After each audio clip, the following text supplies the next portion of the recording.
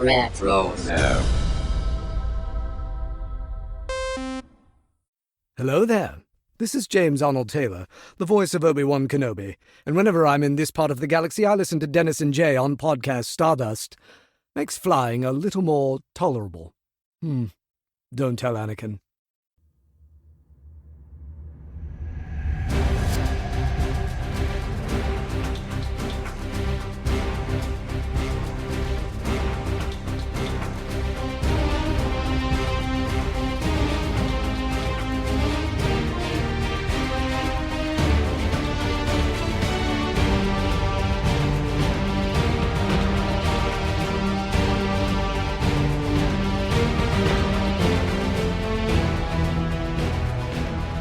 Welcome to Podcast Stardust. This is the fully armed and operational podcast dedicated to Star Wars news, reviews, and discussion.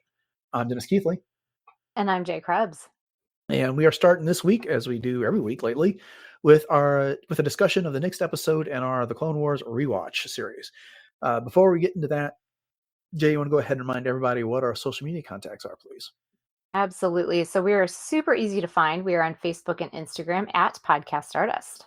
All right. The dish is aligned. The signal is boosted to maximum output. The shield is down. We are now broadcasting to the galaxy, and I've been really excited to talk about this episode of The Clone Wars, which is called The Zillo Beast. It is episode 18 from season 2. It's kind of a classic episode. Jay, you want to go ahead and kick us off with the summary of the episode, please? Yes, an instant classic it was at the time, too. The clone army and Jedi unleash a new superweapon on Malastere in order to defeat the droid armies of the Separatist Alliance there before the planet can fall and deprive the Republic of badly needed fuel for their war effort. Although the weapon successfully wipes out the droids, it revives a long-thought extinct creature known as the Zillo Beast. Awakened, the Zillo Beast begins to rampage against the clone army and the Dugs native to Malastere. Duty-bound to protect a unique life form, Jedi Master Mace Windu refuses to allow the Dug to kill the Zillo Beast, and with some help from Anakin Skywalker, formulates a plan to subdue the creature. Once their plan is in action, they successfully knock out the Zillo Beast before it can rampage across Malastere and disrupt the burgeoning alliance with the Republic. All right. So this is our Kaiju/Godzilla homage episode of the Clone Wars. What did you think about this one overall, Jay? Oh my gosh. Well, as you said in the beginning, and I echoed that, this was an instant classic. And I think for a lot of great reasons. I mean, you've got this idea of this beast that has been, as we just said in the opening, been awakened. And it is something that is impervious to lightsabers. What? And now they have to figure out a way to defeat this, and it's all hands on deck, and it's just causing havoc everywhere.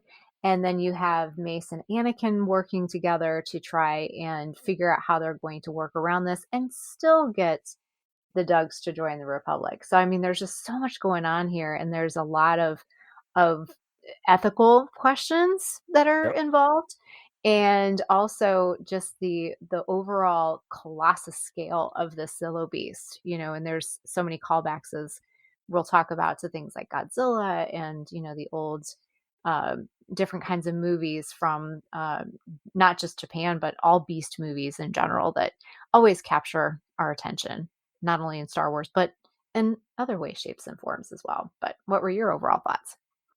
Yeah, the more I think about this episode, the more it's obvious about how much of that Godzilla feel, especially the original Godzilla, they were really trying to capture here.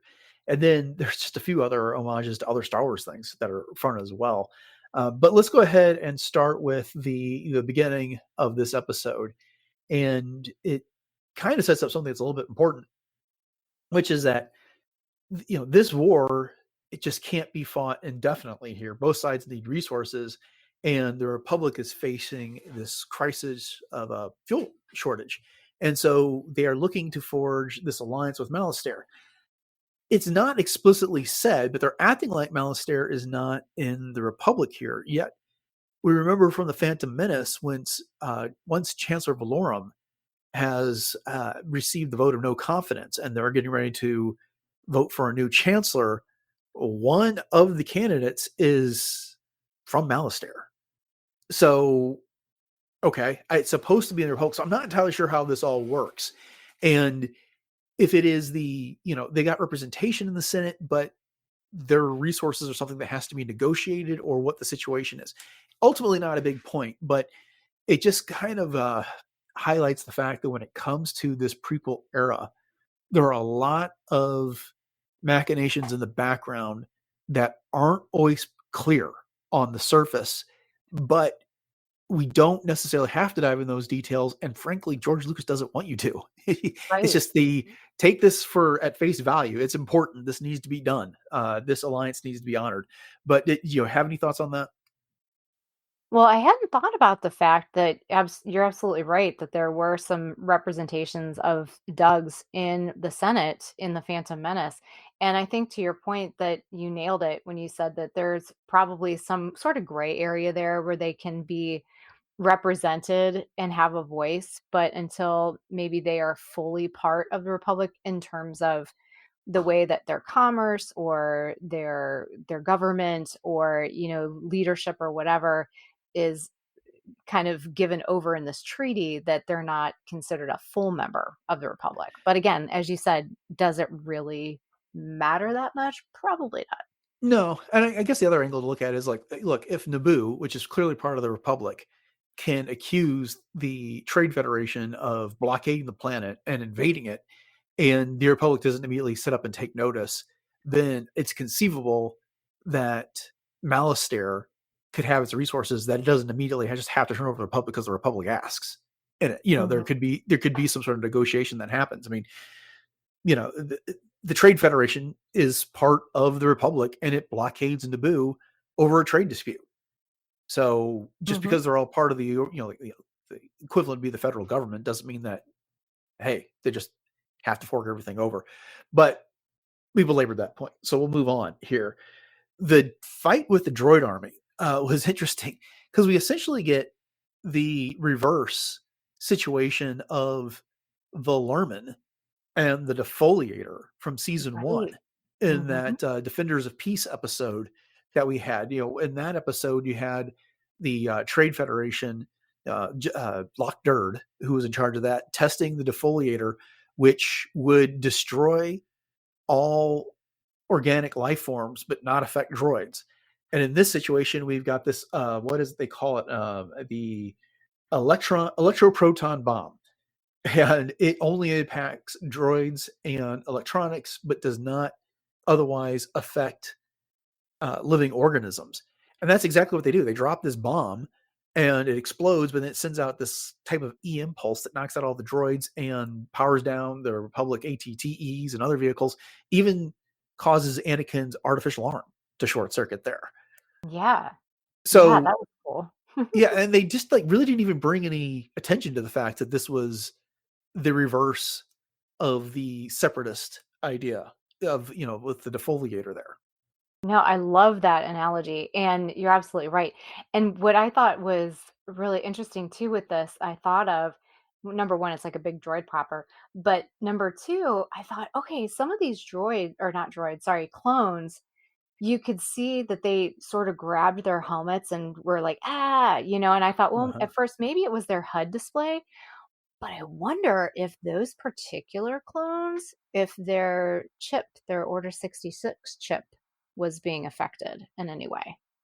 Possibly, except for the chip is like kind of represented to be like an organic type of a chip in their head. I Mhm. don't know. I mean, anything is possible there. I like that thought. But the other thing about the bomb is that this episode is a Godzilla homage. And well, what was the origin of Godzilla? Well, some of the stories is that he is the product of nuclear testing in the Mhm. Pacific. And so the dropping of the bombs were what led to the mutations that created Godzilla. And so now here we have this gigantic bomb being dropped, creates the sinkhole in the crater that revives this ancient beast. The other stories, Godzilla is an ancient beast that's always been around there. So Mhm. again, another neat parallel. I mean, it's fun. We skipped over this on this rewatch the last episode, which is the Bounty Hunters episode, which is kind of a retelling of the Seven Samurai, and now we get a retelling of Godzilla. Of course, my intention was to rebroadcast that episode we did, Bounty Hunter, as part of our Hondo Naka series. We'll see if I actually got around to doing it. But now I'm thinking about it, I'll make an extra effort. So this is kind of the Japanese cinema homage era for the Clone Wars. Oh, yeah, absolutely. I mean, there's been so much, as we know, and as our listeners know, and anyone that's been a fan of Star Wars knows that there's so many homages that are paid to different types of films like this, whether it be Kurosawa or in this case Godzilla. And obviously that's where the Zillo beast gets its Yeah. name. You know, Zilla, Zillo, and kaiju is a beast. So there you go. Right. So let's talk about the Zillo beast itself. What do you think about this monster? What is so like how do I want to say it? It's frightening. You know, there's this horror aspect to it because you don't know, especially at first, you don't know what it's capable of. But then when it does start to wreak havoc, it just completely just decimates everything. And you feel for these clones, and you have these huge transports that it's just picking up and basically using as symbols almost, you know, Yeah. like there's two of them that I was just waiting for him to smash together like symbols, but he didn't. And just the loss of life and the destruction. But yet the Dugs were like, oh yeah, you've awakened this, but we know how to deal with it. And we're just so over the top confident in the way that they were going to like take care of this thing until it came up out of the hole. And then it was like, uh-oh, it's go time at this point. Yeah, I'm going to address that in a second. I just want to talk about the Zillo beast itself a little bit more first, which is, I really like the design. That it is this, it's kind of a more eel-like or snake-like compared to Godzilla is, but it still has that type of a head that makes the inspiration, which is Godzilla, unmistakable for it. Mhm. And then instead of having the, just a simple, paired limbs, arm and leg, and two, paired arms, paired legs, it's got like three. It's got trios of limbs there. Yeah. And instead of having like the claws, it's got those toes that are almost flap-like there. And so even with the fact that it's got this impervious hide, just like Godzilla does, that they couldn't destroy Godzilla with conventional weapons, they still they do that here with this, but they go so far as to say it's impervious to lightsaber. And Dave Filoni was talking a bit about that in the special feature for this episode, which is that they try to be careful about not making too many things impervious to lightsabers because that really defeats the whole point of a lightsaber. Right. But George let them get away with that for this one here. But yeah, I liked what you had to say about it. The rampage here. It was such a classic kaiju type of a thing. It's awakened, it's angry. It doesn't actually have anything against the clones themselves, other than the fact that they awakened it and they're in the Mhm. way. They're committing violence against it, and it's a creature. It's trying to survive. And then it's really the Dugs that antagonize it. But addressing your point about the Dugs, they're almost like gleeful about destroying this creature here. They've Yeah. got their plans, and anytime the Jedi or the come around, they like, they roll it up and pull it off the table real quick there. And they, yeah, it's hard to judge societies. They are on this planet of Malastere, and the Zillo beasts were threatening them, so they wiped them out. A little less sympathetic when you kind of discover that the Dugs came to Malastere and then wiped out the Zillo beasts so that they could mine the planet for its resources there. But yeah, they were like, oh, we know how to get rid of these. We're just basically, you can't shoot it. So we're going to drown it in toxic fuel, which Yeah. is a really horrific way to go. Oh yeah, absolutely. And and to your point too about the Zillo beast itself and the way that they awakened this through this blast and then the sinkhole. It made me wonder, is this the only Zillo beast that is in existence in all of the galaxy on Malastere? Or are there other places in the galaxy where they've just not been awakened yet? That's Yeah, I mean, wild. we're led to believe through the narrative of this story that this is the last one, that the Zillo Mhm. beasts were thought to be extinct in the galaxy, and that this is the last one. And that's part of why Mace Windu is so adamant that it not be killed, that he Mhm. feels duty bound as a Jedi, and and having a duty to the Force to not let them just wantonly kill this unique creature. And we don't want to spoil the next episode, but we're assuming most people have watched the Clone Wars and they know that's exactly what happens after it gets to Right. Coruscant. Instead of being a Godzilla homage, it turns into a King Kong homage in that case, only for them to bring it back in the Bad Batch here. Yeah. And they give us hints that will be the case at the end of that next episode. So spoilers for our next episode covering the Clone Wars. But at any rate, I think it works best for the story if this is a unique creature that is long thought gone nowhere else in the galaxy, because nobody had any idea what it was except for the Dugs. When this thing emerges, the Jedi are like, what is this? And it's that lead Dug whose name is Doge Naka. It's like a Zillo beast, and he's talking about it was this ancient thing that used to threaten them and terrorize them when they first came to this planet and started mining it for the fuel there. So yeah, there's that. Speaking of which, what did you think about that guy, Daj Naka, the Dug that was in this episode? Oh, he was not a nice guy at all. Yeah. I didn't, and as Dave Filoni was saying in the featurette, we've never seen a nice Doug. There's Nope. Sebulba, and then there's this guy, and we just never see a nice Doug ever.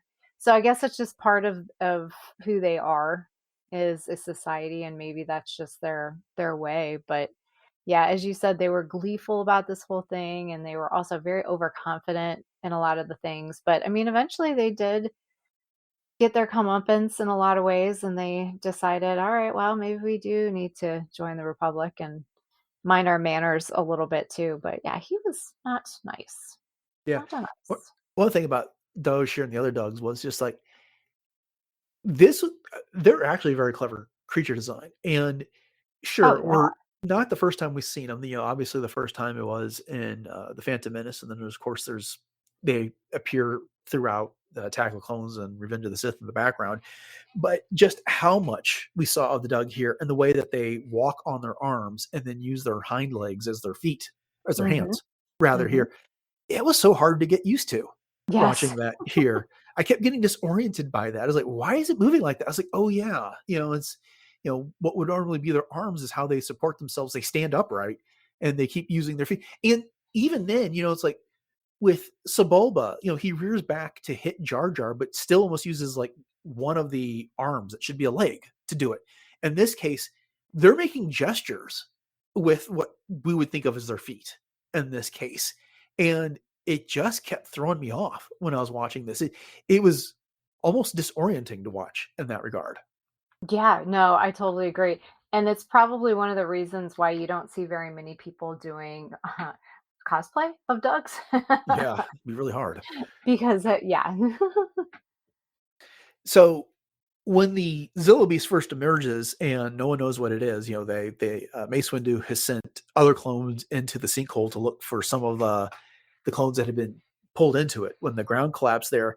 And Mace and some clones are walking across the territory, and that's when the Zillo Beast first emerges. Well, then Anakin springs into action with R2D2 in his fighter, only for the Zillo Beast to swat it down. And that's when we learn that it's impervious to lightsabers, because Anakin's lightsaber has no impact on it, and he ends up running up its back, and then ultimately escapes from it by catching a ride on R2D2 with his boosters. As much as this is a homage to Godzilla and Kaiju there, I just really dug Anakin's action in this episode as well. Doug, no pun intended. But I realized what I said is after it came out. But at any rate, and it was like Anakin is the one that ended up proposing the solution, which to his credit was not, yeah, let's poison it, or let's kill it. He supported Mace's idea of figuring out a way to subdue it, to knock it out here. Oh, yeah. And to his credit, he was a little bit phased at first that, when he was trying to get to the Zillo Beast and use his lightsaber, he was like, wait, what? When it wouldn't go through. But yet he very quickly adapted to that. And I think a lot of that goes back to the fact that Anakin is very much in tune to animals and the way that they are. I mean, that goes even back to, things like being brought up on Tatooine and in the Attack of the Clones, even in the arena. So I think that that was to his credit that he was able to adapt so well and, join Mace's thoughts that, yeah, we need to preserve this. We need to figure out how we can save this thing, not kill it. Mhm. Yeah. Yeah. And I gotta say, Mace gets periodic focus throughout the Clone Wars, and this was a good episode for him here. I mean, Mhm. uh, he was a leader. He led from the front. He demonstrated this commitment to the Force because so often he comes off as one of two things, which is callous towards Ahsoka and her interests and or a non-interest in being part of the Jedi, or two, it's just like, yeah, there's this threat. We got to go deal with it. I'm the baddest guy in the galaxy with a lightsaber. Let's bring violence Right. and such here. But he actually gets an opportunity to be thoughtful in this case, and to this point of when this episode really aired, that wasn't what we were, and for years after, including more scenes of the Clone Wars, we didn't always get that. So I really did appreciate the way that they gave him that opportunity to be a Jedi in this episode. I agree. And the fact that we are also reviewing Revenge of the Sith in our little segments for the anniversary this year. And we've talked a lot about the relationship between Mace and Anakin. And, just the fact that Mace has said things like, I don't trust him. And you get this real sense in Revenge of the Sith, which is obviously later chronologically than what's going on here, that there's a very different type of tone and a very different type of relationship than what they have here. I mean, you could see that Mace truly respects Anakin as an equal and that they actually make a pretty good team in this Yeah, episode.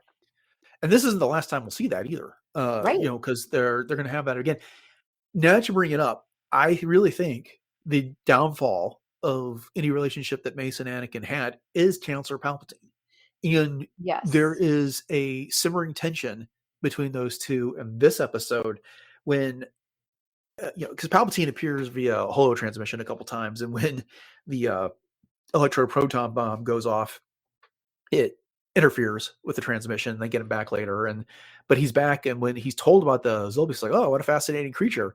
It's like, but yeah, let's kill it and get on with getting our fuel. And he can't Mhm. understand why this is a big deal, and he is almost condescending towards Mace, like, "All right, well, we'll try his plan since it's his conscience that's so bothered by this is me adding all the sarcasm, but it's that he's the one that's so bothered by us doing what we need to do so we can defend this war." It's like, I think he says it's like it's of no consequence to what we need and what we Yeah. want here, and it's just that simmering resentment under the surface from Mace over this. Like, do you hear what the words coming out of your mouth? And Mhm. it almost reminds me a bit of like by the time we get to Revenge of the Sith, after Palpatine's been rescued and they meet on that platform outside the Senate offices, where it's like this mock this like fake, like, thank God you're okay, Chancellor, from Mace Windu. It's like, and then the Chancellor's like, yes, thanks to the heroic efforts of your Jedi Knights. And it's like, nothing to do with you, Mace. It's just but there's resentment between these two. They have different ideas of how to run this war, how to conduct things in the galaxy. And we see an early example of this right here in this episode. Yeah, and I think that's very perceptive of you in that this is laying down those initial seeds of, as you said, Mace just not liking Palpatine, and just not trusting him. And so then eventually later on, when Anakin does become so close to him, it's just very much under his skin. And so Yeah. yeah, I love that you pointed that out. Isn't it kind of funny, though, that now that we're having this conversation, Mace's instincts are not to trust the Chancellor. And then later in Revenge of the Sith, when it's clear that the Chancellor's gotten under Anakin's skin, it's not to trust Anakin. Yet everyone gets so upset with him over his treatment of Ahsoka. And it really comes down to like one main line when it Yeah, with it Mace really. Windu and Ahsoka, when she's not coming back to the Jedi, she's going to be a citizen, and then he start kind of, I don't want to say sarcastically, but he just citizen. He puts that emphasis, that disrespectful emphasis on the word there. Right, right. Yeah, no, it's so true. Yeah, Yeah. Mace is definitely one of those that gets a bad rap sometimes. I'm an apologist for him. I mean, it's I think he's unfairly maligned when it comes down to everything. Was it not the Jedi way to attempt to kill Palpatine and Revenge of the Sith? Perhaps not. But who is Anakin to criticize when he beheaded Dooku at the beginning of the movie? So, I mean, Right. he knew that wasn't the Jedi way here, and yet somehow Anakin's judgment is what we're all going with in this instance. So, Right. Right. So true. boy, you can see, I told you, I'm an apologist for Mace Windu. I'm getting worked up over this. So, yeah, but the episode ends with Palpatine agreeing that they should do something with the Zillo Beast. And Mace's idea is that they're going to relocate it to another planet. Palpatine agrees. They're going to bring it back to Coruscant first for further studying. Yeah, And great idea. Bring it to a huge metropolis where it could potentially wreak havoc there. yeah, and Mace isn't so confident that Coruscant will survive all of this here. Before we wrap up the episode, there was just some fun trivia that there was from the featurette on StarWars.com and in the little trivia section that they had on the episode guide for this, which was that the two clones that were featured, Goji and Rod. Goji had a stylized Godzilla on his helmet, and then Rod had an image of Rodan, which is another kaiju Mhm. from the Godzilla universe Yep, there. yep. That's And then so the lead tactical droid had a symbol on its chest that resembles the oxygen destroyer that was used to kill Godzilla in the first Godzilla movie. That just cracks me up that was their, destroy the oxygen around Godzilla so he'll die. But yeah, they make no bones about it. This is such an obvious homage to Godzilla and kaiju type things, and it works so well. Oh, yeah, and I love the fact that Dave Filoni just has so much fun with it and throwing these little, Easter eggs and symbolic gestures and things like that into it that, it's just yeah, it's unmistakable that he loves his job. Kind Indeed, of yeah, and it did so well, so very well. yeah. All right. Well, any other final thoughts before we wrap this up? Well, just a couple really quick ones. I mean, just the fact that they did this is just perfect example, with Dr. Bowl. Just because you can do something doesn't necessarily mean that you should. Right. And, it was kind of the best of intentions, but, and they're like, "Oh yeah, this is great." And then until it wasn't. And, these huge types of weapons like this that they're attempting to try out for the first time on these types of planets probably isn't the best idea to do. But then the other ones too that I wanted to point out really quickly was just the fact that, with Palpatine, as you said, he was all about killing the Zillo Beast until Dr. Bull points out that the hide, has value because it could be used for ships and it could be used for armor and it could be used for all of these different kinds of things. And then all of a sudden Palpatine is just salivating over it. Right. But do we ever find out exactly what the hide of the Zillo Beast is made from? Because I know when they finally did clone it, there was, some, really celebratory kinds of things like, "Oh yes, this is here," and, in the Bad Batch and that type of thing. But do we ever know what it was made out of? No, and I don't think we're ever intended to. I mean, it's not Mhm. doesn't act like Beskar quite ideally or Cortosis or any of those things that are lightsaber blast resistant, that type of thing. The other stuff that they were hurling at it didn't impact the Zillo Beast as well, but it could have been dragon scale for that matter. I don't know that it was ever part of their intended storytelling us to tell us that. It just to give in its own way, it's a plot device. That's why, like you just pointed out, oh, this is extremely invulnerable to lightsabers and the like. This could be of some value to us, so it's worth studying. And as much as that, you're right, that is what caught Palpatine's attention. But I also think it was the opportunity. He is a Sith, and part of the way that he has managed to consolidate power is to cause chaos in places. Well, where better than Coruscant in this Mhm. regard? Could have backfired if you're thinking about it, but Yeah, he did accomplish his goals. it did indeed. Anything else? Oh, I think that's it. Yeah. All right. All right. Well, then, that'll bring us to the end of our discussion of this episode of the Clone Wars here on Podcast Stardust. We hope you've enjoyed it. And if you did, and you haven't done so already, we'd greatly appreciate it if you go ahead and subscribe to the show on your podcatcher of choice. And we would also be very appreciative of a rating and review on whatever podcatcher it is that you use, especially if that's Apple Podcasts. And if you want to catch more of our discussion of the Clone Wars, mainly the past discussions that we've done, if your podcatcher doesn't carry all those episodes, they're all available over on retrozap.com, as well as the entire catalog of 929 previous shows that we've done.